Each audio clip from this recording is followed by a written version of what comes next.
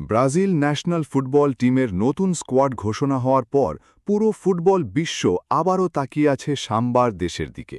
কারণ এই স্কোয়াডে আছে তরুণদের গতি, অভিজ্ঞদের নেতৃত্ব আর সবচেয়ে বড় খবর, ফিরেছেন নেইমার। ব্রাজিল শুধু একটা ফুটবল দল না, এটা একটা আবেগ, একটা ইতিহাস, একটা স্বপ্নের নাম। আর সেই স্বপ্নের নতুন অধ্যায় শুরু হল গতরাতে ঘোষিত নতুন স্কোয়াড দিয়ে। অনেক দিন পর আবারও ব্রাজিলের জার্সিতে ফিরেছেন নেইমার জুনিয়র। যে ছেলেটা একসময় পুরো পৃথিবীকে শিখিয়েছিল ফুটবল শুধু খেলা না, এটা শিল্প। কিন্তু তার পথটা কখনো সহজ ছিল না। ইনজুরি, বিশ্বকাপের কান্না, সমালোচনা, বারবার মাঠের বাইরে চলে যাওয়া, সব মিলিয়ে অনেকেই ভেবেছিল নেইমারের গল্প হয়তো শেষ হয়ে গেছে। কিন্তু না, নেইমার এখনও শেষ হয়ে যাননি। কারণ কিংবদন্তিরা কখনো সহজে হার মানে না। এই নতুন ব্রাজিল দলে অভিজ্ঞতা আর তরুণ শক্তির অসাধারণ মিশ্রণ দেখা যাচ্ছে। গোলবারে আছেন অ্যালিসন বেকার, বিশ্বের অন্যতম সেরা গোলকিপার। লিভারপুলের হয়ে তার অসাধারণ রিফ্লেক্স আর লিডারশিপ ব্রাজিলকে দিচ্ছে বাড়তি নিরাপত্তা। ডিফেন্সে আছেন মার্কিনিয়স, শান্ত ঠান্ডা মাথার একজন ডিফেন্ডার। বড় ম্যাচে যার অভিজ্ঞতা ব্রাজিলের জন্য অনেক গুরুত্বপূর্ণ হতে যাচ্ছে। মিডফিল্ডে আছেন ব্রুনো গুইমারেস, এখন দলের ইঞ্জিন। তার পাসিং, বল কন্ট্রোল আর ভিশন পুরো ম্যাচের রিদম বদলে দিতে পারে। সাথে আছেন লুকাস পাকেতা, যে খেলোয়াড় মাঠে নামলেই আক্রমণে আলাদা ক্রিয়েটিভিটি এনে দেয়। আর আক্রমণ ভাগ, সেখানে যেন আগুন।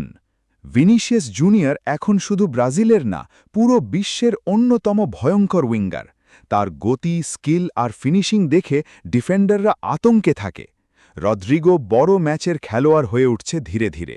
চাপের মুহূর্তে গোল করা যেন তার অভ্যেস। আর সবচেয়ে বড় বিস্ময় এনরিক, অল্প বয়সেই যার মধ্যে দেখা যাচ্ছে ভবিষ্যতের সুপারস্টারের ছাপ। ব্রাজিল ভক্তরা ইতোমধ্যেই তাকে নিয়ে নতুন স্বপ্ন দেখতে শুরু করেছে।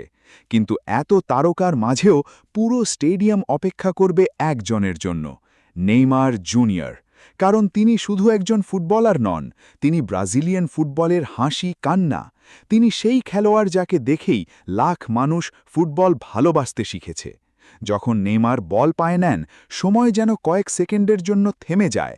একটা স্কিল, একটা পাস, একটা ম্যাজিক্যাল মোমেন্ট, আর পুরো ম্যাচ বদলে যেতে পারে। হয়তো এটাই তার শেষ বিশ্বকাপ যাত্রার শুরু। হয়তো এবারই তিনি পূরণ করতে চান নিজের সবচেয়ে বড় অপূর্ণ স্বপ্নটা। 2022 বিশ্বকাপের কষ্ট এখনও ব্রাজিল সমর্থকদের হৃদয়ে রয়ে গেছে। কিন্তু ফুটবল সবসময় নতুন আশা দেয়। আর এই নতুন ব্রাজিল স্কোয়াড দেখে মনে হচ্ছে সাম্বার দেশে আবারও শুরু হতে যাচ্ছে নতুন এক গল্প। একটা গল্প প্রতিশোধের, একটা গল্প প্রত্যাবর্তনের, একটা গল্প বিশ্বকাপ জয়ের স্বপ্নের। এখন পুরো পৃথিবীর একটাই প্রশ্ন, নেইমারকে নিয়ে এই ব্রাজিল কি আবার বিশ্বকাপ জিততে পারবে? উত্তরটা ভবিষ্যৎ দেবে। কিন্তু একটা জিনিস নিশ্চিত, সাম্বার আগুন আবার জ্বলে উঠেছে।